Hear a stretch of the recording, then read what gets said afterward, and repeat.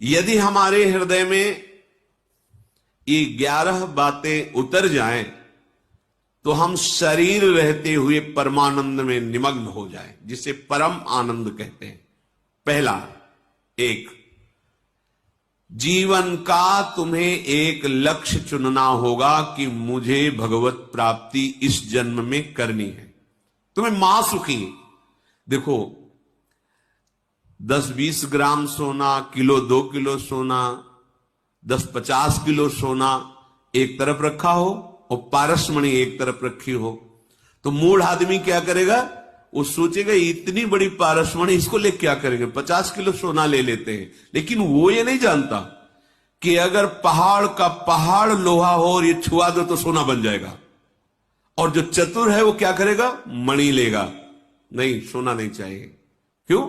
हम जितना चाहेंगे उतना सोना बना लेंगे। हमें पारसमणि मिल गई, हमें प्रभु कृष्ण मिल गए, हमें भगवान मिल गए, ये जिसने सृष्टि बनाई एक पलक झपकते, अब मुझे क्या। पर हमारी मूढ़ता नहीं जाती। हम सृष्टि के कुछ भोगों के पीछे अपने महामंगल विधान करने वाले भगवान को भूल जाते हैं। भगवान का लक्ष्य ही नहीं बनाते कि मुझे प्रभु चाहिए। एक तरफ संसार के भोग और एक तरफ प्रभु। पहला नंबर, आपको ये निश्चय करना होगा कि मुझे प्रभु चाहिए। ये सब अपने आप मिल जाएगा। प्रभु के प्राप्ति के मार्ग में चलने पर ही ये मिलने लगता है। प्रभु मिल गए तब तो इसका महत्व ही नहीं रह जाएगा, क्योंकि असलियत पता चल जाएगी कि ये जादू का तमाशा है, माया है, ये सत्य विषय नहीं है। आखिरी में बड़े बड़ों को पश्चाताप हुआ है। महान बलशाली विश्व विजेता सिकंदर जिधर जाता जय प्राप्त करके आता, ढेर सारे रत्न आभूषण सब विजय। महात्मा एक देखा सिकंदर आ रहा था, नाचने लगे। नजदीक आया, क्यों नाच रहे हो? देखा कि आप जैसा बलशाली ऐश्वर्यवान आ रहा है, मेरी बात बन जाएगी। क्या चाहिए तुझे? चाहिए नहीं, हमारे कपड़े फट जाते हैं, पुराने हैं, तो एक सुई है, इसे तुम ले लो, और जब हमारा शरीर छूटे और आपका छूटे तो वहां हमें जरूरत पड़े सुई की, तो आप सुई ले आना। बोले कैसी बात करते हो मूढ़ता की, महात्मा होकर तुम्हें इतना ज्ञान नहीं कि शरीर छूटने के बाद सुई भी नहीं जाती। अच्छा, तो तुम्हें ये ज्ञान है? अगर ये ज्ञान है तो फिर क्यों हिंसा करते हो? क्यों लोगों को मार रहे हो? क्यों लूटपाट कर रहे हो? राज्य को आप विध्वंस कर रहे हैं अपने बल विक्रम से। मरने के बाद जब सुई भी नहीं जाती तो तू क्या ले जाएगा? ओहो, भूल हो गई। अपने निजी जनों को कहा, जब मेरा शरीर छूटे ऐसे हाथ कर देना कि सिकंदर खाली हाथ गया, कुछ भी हाथ में नहीं ले जा पाया। वास्तविक खाली हाथ वही है जो भगवान शिव विमुख है। हमको एक लक्ष्य बनाना चाहिए। पहला नंबर, मुझे भगवत प्राप्ति करनी है। पहले ऐसे सोचो, बस ये बात यहां तुम्हें नहीं सोचनी है। हम तो गृहस्थ हैं, हमारा तो ये कर्तव्य है, हम तो ऐसे भोग भोगते हैं, हम तो नीच हैं, पापी, हम कहां भगवत प्राप्ति। ये तो बड़े पवित्र जितेंद्रीय महात्माओं का विषय नहीं। आपसे प्रार्थना करते हैं, पारसमणि ये नहीं देखती कि ये लोहा पंडित जी के घर का है या लोहा किसी के गला काटने वाला है। जहां छूती उसको सोना बना देती है। हमारे श्री भगवान का नाम ऐसा महामणि, ऐसा महामहिमा में घोर पापाचारी भी यदि राधा राधा राधा, तो जब एक प्राकृतिक मणि अपने प्रभाव से भेद ना देख करके उत्तम अधम का और उससे स्वरूप सोना बना देती है, अपनी महिमा प्रकाशित कर देती है, तो नाम फिर ये तो चिदानंद है। ये क्या देखेगा कि तुम पापी हो कि पुण्यात्मा हो, तुम्हें भगवत धाम प्रदान कर देगा। हमें अपनी तरफ नहीं देखना, हमें प्रभु के नाम की तरफ, उनकी महिमा की तरफ देखना है। तो पहला, मुझे इसी जन्म में भगवत प्राप्ति करनी है। ये तुम्हें सोचना है। क्या है भगवत प्राप्ति तुम नहीं जानते, बस सुन लिया कि मुझे भगवत प्राप्ति करनी है, आप इतना निश्चय कीजिए। दूसरा, आपकी बुद्धि का काम होता है सुख विचार करना।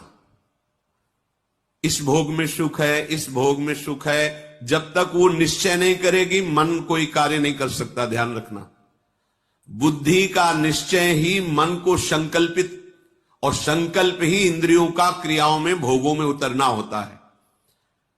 दूसरा नंबर, बुद्धि जब आपके किसी भोग का सुख में विचार करने लगे उसी समय काटो। अगर इनमें सुख होता तो सब सुखी हो जाते। सुख तो श्री भगवान में है, क्योंकि पहला लक्ष्य बनाया भगवत प्राप्ति। तो जहां बुद्धि तुम्हें अधर्म के भोगों की तरफ सुख दिखावे कि अगर ये भोग मिल जाए तो मुझे सुख मिलेगा, तत्काल उस समय सत्संग की ये बात लाओ। अगर ये सुख होता तो अभी अनंत जन्मों तक हम ही भोगते रहे, सुखी हो जाते। लेकिन नहीं, सुख तो श्री भगवान के चरणों में है। चाहे जो कुछ करके देख लो। बड़े बड़े महापुरुषों का अनुभव, काकभूषुंड जी श्री गरुण जी महाराज से कहते, कोई ऐसी योनि नहीं जिसमें मैं जन्मा ना हो, कोई ऐसा कर्म नहीं जो मैंने किया ना हो, कोई ऐसा भोग नहीं जो भोगा ना हो, कोई ऐसा पद नहीं जिस पर मैं बैठा ना हो, लेकिन आज जो मैं राम भजन करके सुखी हो रहा हूं, अब तक ऐसा कभी कहीं सुख नहीं मिला। सुखी न भयो आज की नहीं, सकल कर्म करी थके गुसाई। एक विशेष परमानंद, एक विशेष प्रसन्नता केवल भगवत प्राप्ति करने के निश्चय में आने लगती है। जहां निश्चय हुआ, पूर्व के जितने पाप है थर्रा उठते हैं कि अब भस्म हो जाऊंगा। निश्चय तो बुद्धि का काम है, निश्चय करना ये तुम्हें धोखा देगी, ये भोग लेते हैं, ये अमुक अमुक। उसी समय तुम्हें सत्संग के वाक्यों से उसे काटना है। शास्त्र असत चिंतन को काटने के लिए शस्त्र है। नहीं, हमने सत्संग में सुना है, शास्त्रों में पढ़ा है। महाराज ययाति अपने पुत्र की 1000 वर्ष की आयु को भोगा, पुत्र की भी, पर कोई सुख का अनुभव नहीं हुआ। तो उन्होंने निर्णय किया कि अजितेंद्रीय पुरुष को यदि विश्व के सब जौ धान्य सुख भोग शरीर मिल जाए तो भी उसे तृप्ति नहीं हो सकती। इन वाक्यों से हम अपनी बुद्धि की असत भोग निश्चयात्मक भाव को काट दें। नहीं नहीं, सुख तो प्रभु में है, भले अभी नहीं मिला लेकिन है प्रभु में। संतों से सुना है, शास्त्रों में, और प्रमाण है कि सब भोग ही भोग रहे पर सब अशांत हैं, क्लेशित हैं, दुखी हैं, विषाद युक्त हैं। जो विषाद रहित है वो तो भगवान का भजन करने वाला, जो सच्चाई से भजन में चलता है उसका हृदय प्रफुल्लित रहता है। तीसरा, मन का काम है मनन करना। ऐसा कर ले तो सुखी हो जाएंगे। बुद्धि से निश्चय और मन संकल्प विकल्प करता है। बस भगवान ने आदेश किया है, मय्येव मन आधत्स्व मयि बुद्धिम निवेशय, परमानंद में डूब जाओगे। सावई मनः कृष्ण पदारविंदयो। बार बार मन के संकल्प को विवेक के द्वारा काटिए। नहीं नहीं नहीं भोगना हमें। जो असत अधर्म आचरण से भोग मिलते नहीं भोगना। जो धर्मयुक्त भोग हैं वो भगवत समर्पित करके भोगना, वो तुम्हारे जीवन में मंगलदायक होगा। लेकिन जिसे निषेध किया गया है, अधर्म युक्त भोग भोगना, वो तुम्हारा पतन कर देंगे, तुम्हारा नाश कर देंगे। अये मन, अब तक तूने जो कहा मैंने किया, उसका परिणाम देखा, दुर्गति। अब तुम्हें वही करना होगा जो हमने गुरुजनों से सुना है, शास्त्र से सुना है। अब तेरी मनमानी नहीं चलेगी। मन को रोकना सीखो, मन से अलग होना सीखो। तुम मन नहीं हो। जो मन मांग रहा है वो तुम्हारी मांग नहीं है। बस इतना अगर तुम्हारे दिमाग में बैठ गया ना तो तुम इस मन को परास्त कर दोगे। पर होता क्या है, हम मन में अब हमारा मन नहीं लगता, अब हमें वो चाहिए, हमें चाहिए। अब तुम्हें कोई नहीं बचा सकता। हां, मन मांग रहा है दुष्ट, तू धर्म विरुद्ध भोग मांग रहा है, कभी नहीं दूंगा, चाहे जितना जला ले मुझे, नहीं दूंगा। ठीक हो जाएगा, उसी समय शांत होने लगेगा। पर हमारी दुर्दशा है, हम मन को अलग न मान करके अपना स्वरूप मान लेते, अपनी मांग मान लेते हैं और उसके संकल्प में सहयोग करके हम पतित हो जाते हैं। भोगों में जिनका निषेध किया गया है उसमें हम सुख खोजने लगते हैं। चौथा, इंद्रियां। ये जो इंद्रियां हैं, देखना, सुनना, स्पर्श करना, सूंघना, स्वाद लेना, ज्ञानेंद्रियां और कर्मेंद्रियां, इनके द्वारा जितनी चेष्टा हो वो धर्मयुक्त हो और भगवत समर्पित हो। जैसे कोई बहुत सुंदर दिखाई दिया, हाँ, इसमें सुंदरता हमारे श्री कृष्ण की है। अगर श्री कृष्ण इसके हृदय से अंतर्धान हो जाए तो अभी ये मर जाएगा, अभी इसके शरीर को जलाना पड़े। ये जो कुछ अच्छा लग रहा है वो प्रभु अंदर है, इसलिए अच्छा लग रहा है। कहीं भी प्रकृति में कहीं भी कुछ भी अच्छा लग रहा है तो परमात्म तत्व है, इसलिए अच्छा लग रहा है। कोई भी भोग, कोई भी वस्तु, कुछ भी जो देखना सुनना, हाँ ये बहुत अच्छा गा लेता है क्योंकि भगवान इसके हृदय में बैठे। ये बहुत विद्वान है क्योंकि भगवान हृदय में बैठे हैं। हमें हर समय हर इंद्रिय की चेष्टा को भगवत भाव में बदलना है। ये बहुत बुरा करता है क्योंकि तमोगुण से युक्त भगवान की लीला हो रही ना, इसलिए ऐसा दिखाई दे रहा है। जैसे बहुत सच्चा आदमी, बहुत पवित्र आचरण करने वाला, कभी कोई व्यसन नहीं करता, पर उसे रंगमंच पर दुष्टता का रोल मिला है तो वो तुम्हें पीते हुए नजर आएगा, लड़खड़ाते नजर आएगा, वो आपको गंदी आदतें वाली बातें करते नजर आएगा, गंदी क्रियाएं करते, लेकिन वो पीछे बहुत अच्छा है।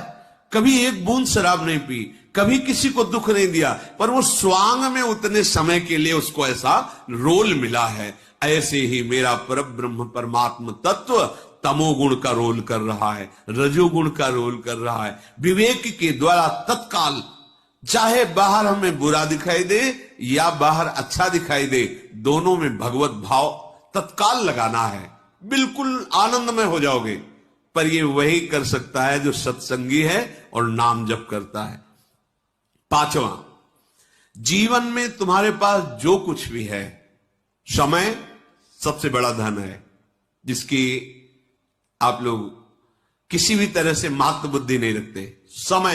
समय से बढ़कर कोई वस्तु नहीं। कई बार सत्संग में कहा है, मानो आपकी अवस्था 60-70 वर्ष की हो गई, जीवन भर धन कमाया, खूब सब वैभव है, अब आखिरी समय आ गया, श्वास अंतिम चल रही है, अब आप कह दो कि पूरे जीवन की कमाई दे दूंगा, एक श्वास और ले लेने दो।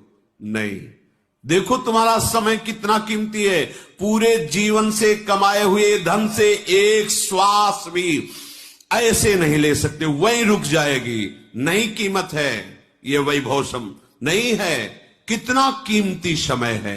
सबसे बड़ा धन मनुष्य शरीर में जो समय है उसकी महत्ता, उसकी महिमा समझना है। अब ये समय हमारा कहां खर्चा हो रहा है इसको देख रहा है।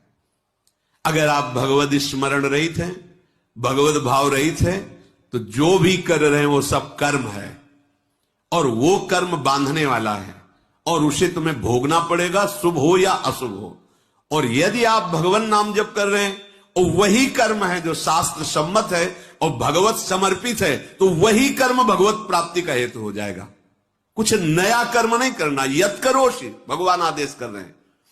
जो समय मिला है उस समय में तुम जो भी कर्तव्य कर्म कर रहे हो उसे प्रभु को अर्पित कर दो, प्रभु का स्मरण करते हुए भगवत भाव से, तो वो कर्म योग हो गया और वही कर्म योग आपको भगवत प्राप्ति करा देगा। अलग से कोई अनुष्ठान के लिए नहीं, यत करोषि जो कर रहे हो।